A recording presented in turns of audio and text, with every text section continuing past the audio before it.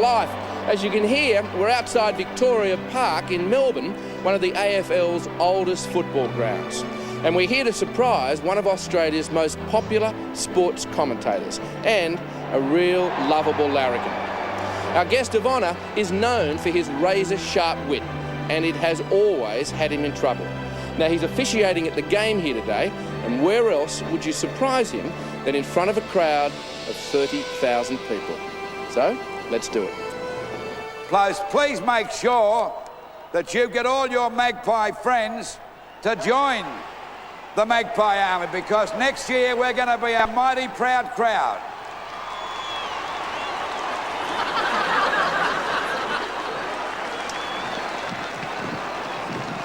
Are they making a run around? Finished? Lou Richards, this is your life. Oh, you're joking. How are you, mate? God, mate. Ah, you're not. You're kidding. What do you reckon, everyone?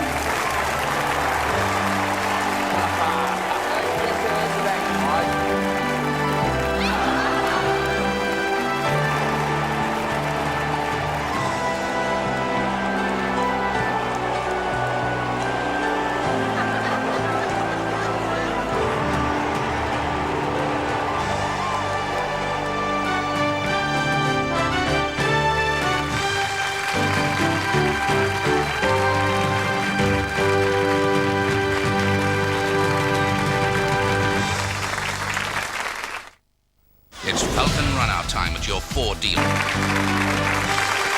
Ladies and gentlemen, Lou Richards.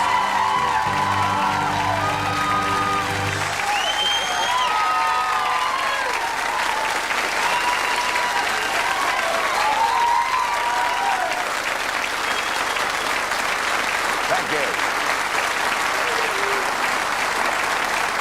Now, you were a little lost for words there today, weren't you? I was. You surprised me very much, and for you to do that, Mike, in front of that huge crowd at Collingwood, and they are a bit one-eyed, but I just love them all, and it's been a great place for me. And of course, without Collingwood, I wouldn't have been where I am today. I don't know where I am today, but I wouldn't have been there. I wouldn't have been a multimedia megastar, and what not to say, an icon. Well, then modest, sit down and let's continue the icon story. Righto. All right, make yourself comfy.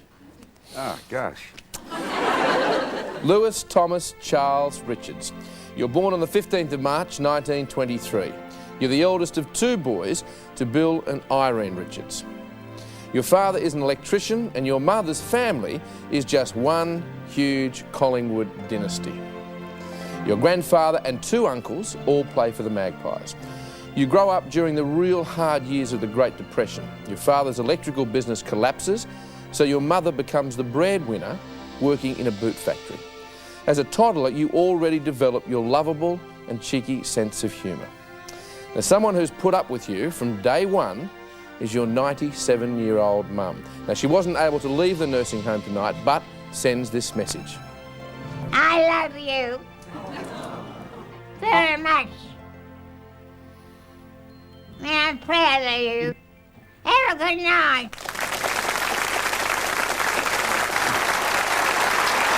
Well, she's a marvel. She still tells my brother and I what to do all the time. She's a real dictator. And you do it? Well, I do it, and if I ever say anything, she says, don't you be cheeky, I'll belt you one. Well, your parents and grandparents are strict disciplinarians, particularly about manners and behaviour. You grow up kicking paper footballs and playing practical jokes on the neighbourhood kids. But all the time, you dream of one day playing for Collingwood. He also dreamt of singing like Frank Sinatra and dancing like Fred Astaire. It's your baby brother, Ron.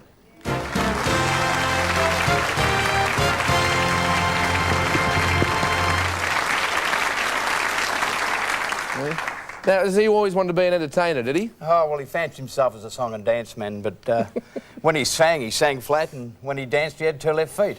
Is that right? Yeah, but Mum said he had the gift of the gab, which he has, and I think he's got his vocation here where he can yap away and do all that. He sure has. He sure has. Ron, thanks for joining us. It's been a success. He's not a bad kid.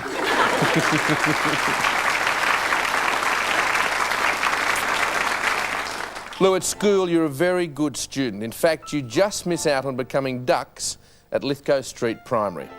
Then you go to trade school. and at 15 you get your first job as a fitter and turner. Only problem is, you can't fit and you can't turn. I was hopeless. Hopeless. So for a while you make toothpaste tubes. True? I did, yes. And I used to muck them up too. It's unbelievable.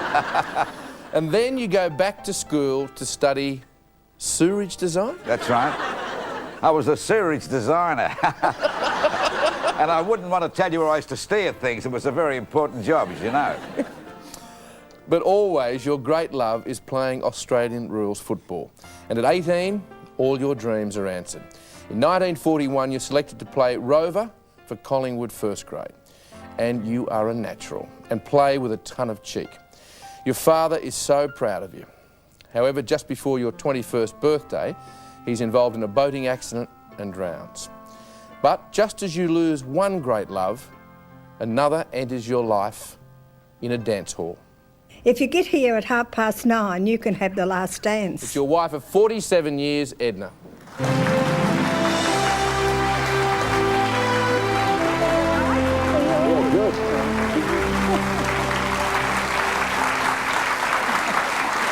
Now, is this love or is this love? Well, it is love. She's beautiful, but the reason why she went for me because I was so good looking in those days too. Is that true? Debatable. Debatable. Now, so you were pretty popular at those dances, weren't you? Yes. Yeah, all the boys were after you, including Lou? All the boys used to come and dance with us. And I had my eye on a tall, dark, handsome man. But Lou was so persistent, I ended up marrying him. My charm, Mike. And how would you sum up your 47 years together? Well, we were married 47 years and you only get 10 years for murder, so... It's been interesting. Oh, do you mind taking me that? Thank you. Do you mind taking a seat? Thank you. Well, at 25, you're lucky enough to marry Edna, and later you have two beautiful daughters. In 1952, at the age of 29, you're made Collingwood club captain, and the following year you lead your beloved Magpies to take the premiership after a 17-year drought. Well, you retire in 1955 after you play 14 years in 250 first grade games and kick 424 goals. Well, I think that proves one point, that I never passed the ball to the full forward. As a matter of fact, I hand passed from the back pocket one day. And coming up after the break, Lou Richards rises to the top in another field, television. But first, here are some messages from a few footy greats. How are you, Lou? I still remember the stories that have been told about you by people who knew Jack Dyer in those days, who said that Lou was the only rover that he was not able to catch and break his collarbone. He kept missing him, hit him on the head and broke his head, and it appears that Lou's head hasn't healed since. I hope you have a good night. I really wish I was there. And Louis, thanks for all the great laughs I've had, and the best one was when you came out to interview me once, and we sat down and my big St Bernard dog, he cocked his leg on you and did what dogs do when they do that, and being the size he was, all you could do was let him do it.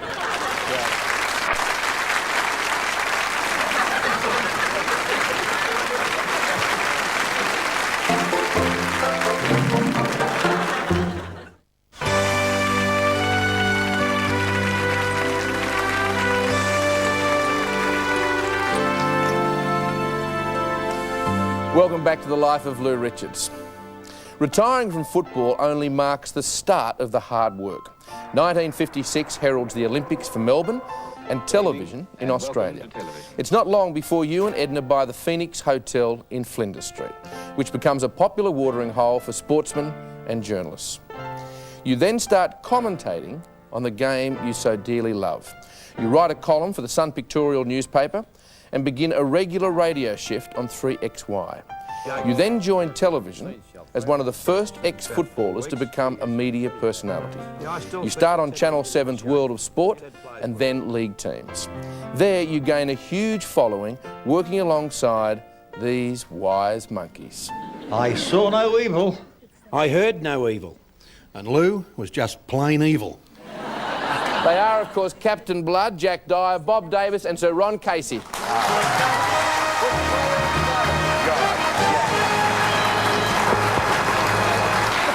Bobby. Right. Good to see you, mate.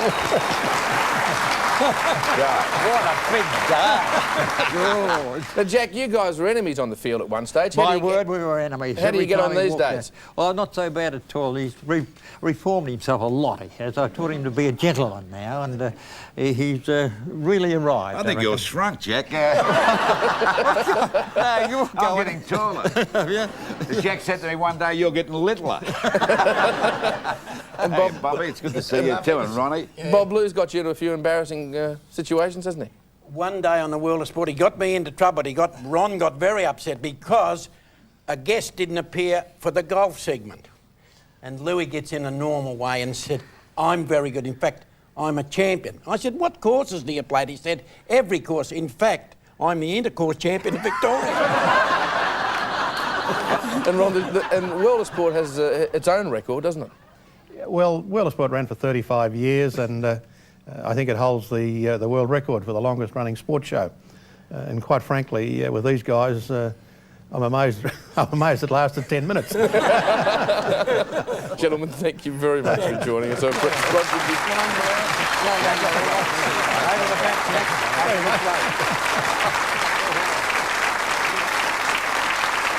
to sit down, don't I? Please, mate. No, I didn't. But Lou, it's your work on the Sun Pictorial which establishes your unique approach to sports journalism. Editors start to realise they have something very different. A 4-foot comic who's also a blue-collar wise guy. It looks like I've created a monster. You haven't seen him for 15 years, but it's your prime writing partner, Michael Courtney. Ah, God. God bless you. You look well. Well, he started it all. Well, you both did, but I wonder how much Lou put into the column, Michael. I put most of it. No, quite seriously, it was Harry Gordon. I was working with another journo and he wasn't getting enough out of me, and he said, I'll send this guy over to you. He's only a young fellow. He walked and he had this angelic face, and I said, he couldn't do it. No, you've certainly changed, but he started, and I used to say things to Mike. He said, let's go with it, and that's how it started. And I think the Saturday circulation grew by 80,000. It did, yeah. Before the end of the first season we worked together. And then I became a very important feature of the Sun newspaper. And you became bigger than the column. Yeah. And I hate saying this because your ego will get bigger. Your column became, I think, had the highest readership of anything in the Sun. Thank well you, done, Mike. old fella. Yeah. A great mate of mine. I love him. Beautiful. Thanks, Michael. Thanks for joining us. Good to see you, mate. God bless you. That's right, you become renowned for that column, and it's called the Kiss of Death. You actually jinx football teams to defeat by tipping them to win. Now, you match these with outrageous statements about what you'll do if you're wrong. And Lou, most of the time, you are. Some of those more famous dares are cleaning Collins Street with a feather duster, or painting a flagpole with nail polish. Then you row a Geelong coach across the Barwon River in a bathtub and 10,000 spectators turn up to watch. Great publicity stunts and very much a part of the Lou Richards character. In the mid-80s you moved to Channel 9 and work alongside two other sporting greats. The only way Lou keeps fit is by talking. And of course, his favourite pastime is talking about himself. Max Walker and Sam Newman.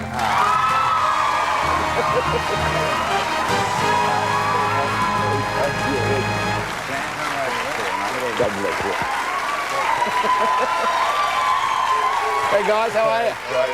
Fantastic. I think they're cheering me, Sam, not you. Now, have you got some embarrassing stories to tell about this bloke? Oh, look, we could write a decent book on Louis, but I think the first time you saw me play football, you reckon I wouldn't get a kick in Tom Sheeran's football factory. That's right. And you didn't. And I didn't. And I suppose when I worked on World of Sport, my first day there, Lou reckoned I ought to use an idiot sheet. Beautiful uppercase lettering. I got about one line in, halfway through the second, he set fire to the two bottom corners. I said, someone call the fire brigade. Have a good weekend, Louis. It's been wonderful working with you. Always a challenge, a very special Australian, mate. Thank you, Maxie. Yeah. And Sam, you would have been a young bloke when Lou was playing, but you remember a fair bit? I certainly do, Mike, and knowing that he was a sewerage designer actually has brought the whole thing a lot clearer to me now. But look, I think my real lasting memory of Lou was when I had a celebration for playing my 300th game, which is some sort of a milestone, just means that you lasted longer than most others. And Lou was up giving a speech at a very infamous little restaurant called the Italian Waiters Club. And the staff and the chefs and the owners were standing behind Lou, and Lou has proceeded to run this joint down something, the best spray I've ever heard from running, and they got darker and darker and darker, the people behind, and Lou's standing up in a chair, not so much that we could see him, that really he could see us, and he's in full flight, absolutely flogging them to death he is, and Ed, after gave Lou about 2 minutes, she said, "Lou!"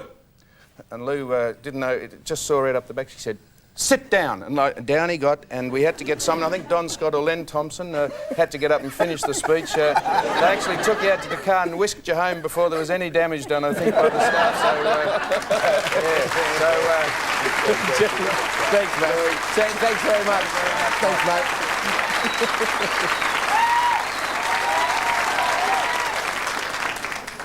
You might have a high profile, but not many people see the tireless charity work you do for the Royal Children's Hospital and the Motor Neurone Association. You're King of Moomba in 1981, and the next year you received the MBE. Then that same year, you're the first Australian to be classified by the National Trust as a national monument. True. It's true. You touch everyone, even former Prime Ministers. What do you say about Lou that he hasn't already said about himself? Tipster extraordinaire, involved in more stunts than Jeff Kennett, and one of the greatest rovers the game's ever seen. A man with a great love of life, and most importantly, a great bloke.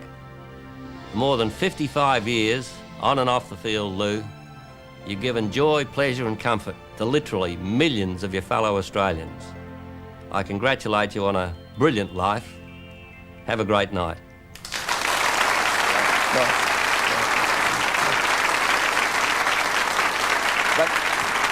That's the truest thing he ever said. No, when he said I was a great rover. You're 70 in 1993 when you sell the family pub and retire from the Herald Sun newspaper. In a farewell article, you list your Aussie Rules dream team, the best of the best. Well, earlier this week, some of them gathered to pay you this tribute. Ron Barassi. Lou, you've always been a credit to Edna. And you are not good looking. Bob Skilton. Those trips to Sydney when the Swans first went up, Lou, you'd be nicely dressed by Edna, lovely tie. We'd bet on how long it'd take for the coffee to be down the tie. It didn't take long. Jack Mueller. Louis, I've known you for many, many years, and I walked into your hotel one day and I put the money down for a drink, and he said, "Jack, I don't drink," but he tapped the money. Daryl Bulldog. Lou, do you remember in '66 we came to your hotel and we turned it upside down? Bob Rose. Good night, Lou. I came to Collingwood a shy, innocent boy. 6 months later, Lou, you'd turned me into a raving ratbag. Peter Dacos. Lou used to tell me you were a champion player, and I think tonight proves it. Thanks for the nickname, and certainly thanks for letting me be a part of such a wonderful night. Jason Dunstall. Well, Lou, I never saw you play. I guess it was before television. You were probably before radio, in actual fact. But I must say, for a bloke that's overcome your obvious disabilities, that's a lack of height and intelligence for a champion effort. Phil Carman. It's just fabulous to be amongst these legends. Thanks for the nickname. Thanks for the privilege, Lou. Robbie Muir. How are you, Lou? Loose mouth, tight wallet. Alex Jezelenko. Lulu, thank you for picking me in your dream team, son. It looks more like McHale's Navy, but thanks very much. Lou, stick with us, mate. You'll be wearing diamonds. Have a good night.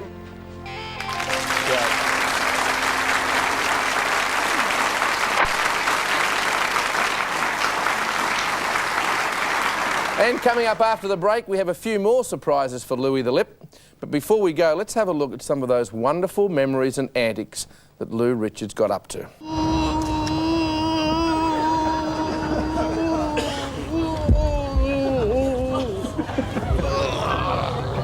The hills are alive with the sound of music.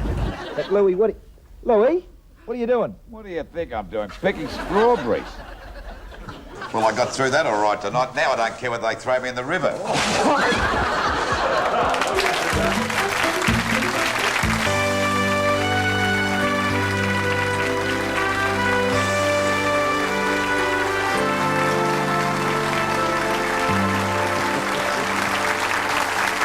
Welcome back to the life of Lou Richards. Lou, you're blessed with a loving family. Of course, there's Edna, the daughters Nicole and Kim, sons-in-law Michael and Julian, and 5 beautiful grandchildren, Lucy, Amy, Hannah, Matthew and Ned. Well, they all join us now, along with a very special person, Tony Jones, whom you regard as surrogate son.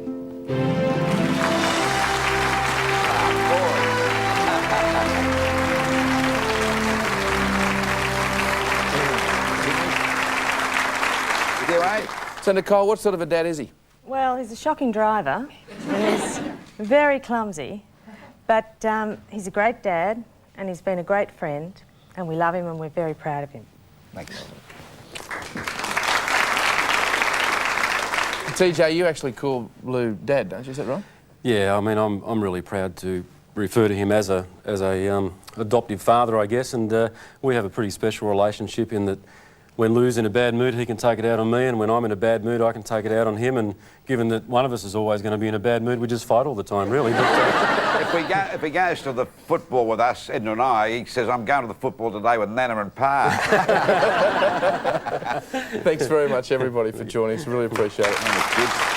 Thanks, kids. Thanks, Michael. Yeah, that's great. Well done.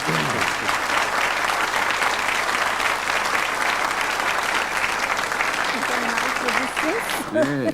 Now, Lou, there's another person backstage who's not a member of your family, but would very much like to be. It's your next wife, Denise Drysdale. I've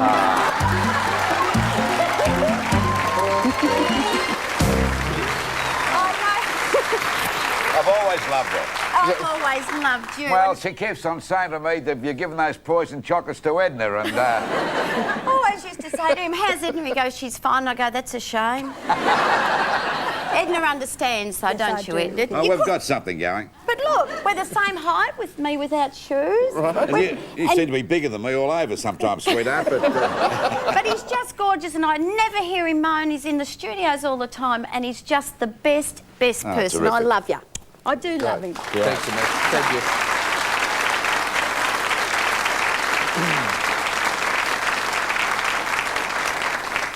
You know, Lou, it's typical of you that most of your life you hanker to be a song and dance man. Well, tonight your name does go up in lights. The lights of Broadway with our own Jackie Love. Give my regards to Broadway. Remember me to Herald Square. Here we go now. Tell all the gang on 42nd Street that I will soon be there. Tell them just how I'm yearning to mingle with the old time Wrong choreography here. Give my regards to old Broadway and tell them I'll be there along. One more time. Lou Richards, this is your life. Thank you, Mike. Congratulations. Now one more time. Tell them of how I'm yearning to mingle with the old times wrong. Regards to old Broadway. When in Sydney, our guests choose to stay at the Hyatt Regency and in Melbourne at the Grand Hyatt.